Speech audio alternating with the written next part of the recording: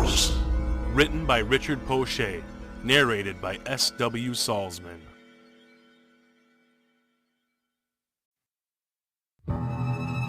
Chapter 1.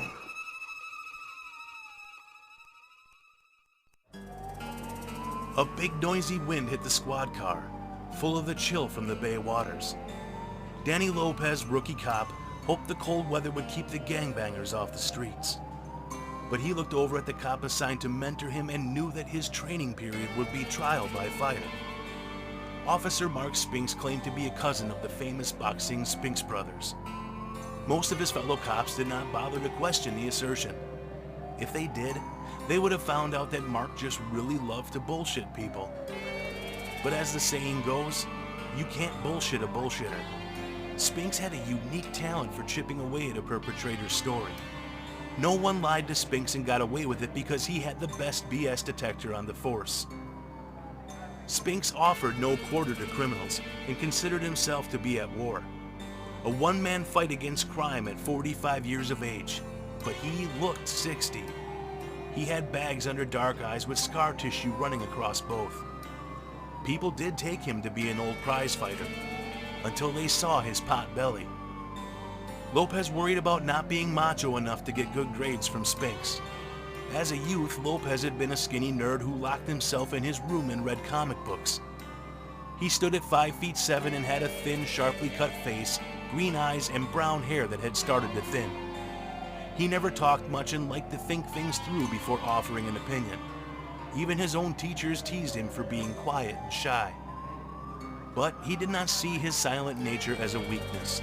He knew that there were elements that had to be met with violence, and a quiet nature was neither here nor there when he came to dealing with a lawbreaker.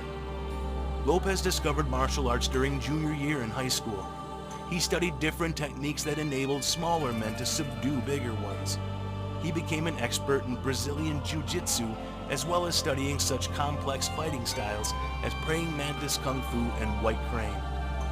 During his interviews, he stated that he wanted to become a cop because he wanted to help out the victims.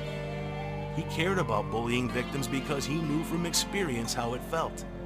His shy and gentle nature made him pray for bullies throughout his life. Finally, he had enough. He studied enough martial arts and fought back. On one occasion, he confronted his bully and gave him the beatdown in front of everyone at school. It was the greatest day of Danny Lopez's young life. After the schoolyard victory, everyone began calling him the Karate Kid. Ironically, Lopez did resemble Ralph Macchio, the star of the movie. He looked brittle and weak. Now he had to spend the rest of his life proving otherwise.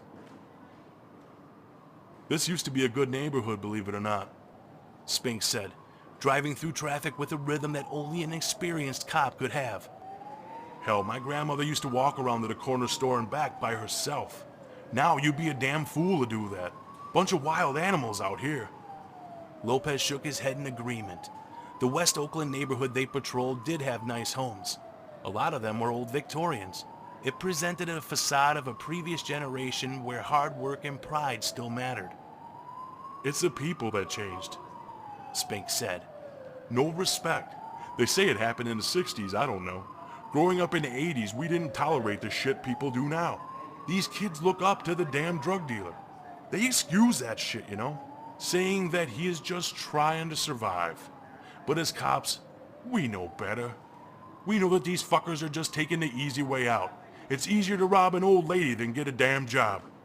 Shit, man, I saw this YouTube video where this punk ass drop-kicked a woman holding her baby just to steal her damn cell phone.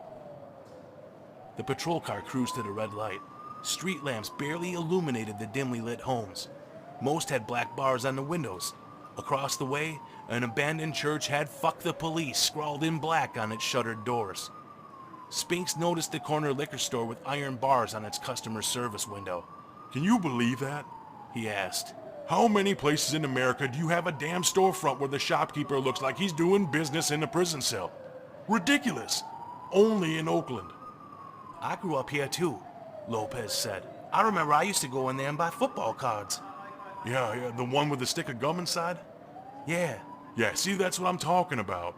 When I was a kid growing up here, it was all about fun and family.